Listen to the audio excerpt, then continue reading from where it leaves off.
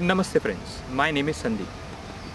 People ask this question, what should I need to begin yoga? Friends, you don't need anything.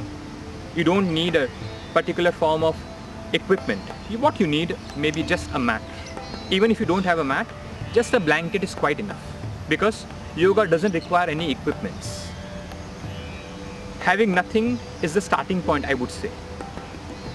Slowly and slowly, maybe if the body demands something, you can use certain props. But in the beginning, you don't require anything. Just a blanket or a mat is sufficient. And yoga can be done anywhere. The only condition is when you practice yoga, the place that you are into should be a little ventilated, free from disturbance, free from distractions.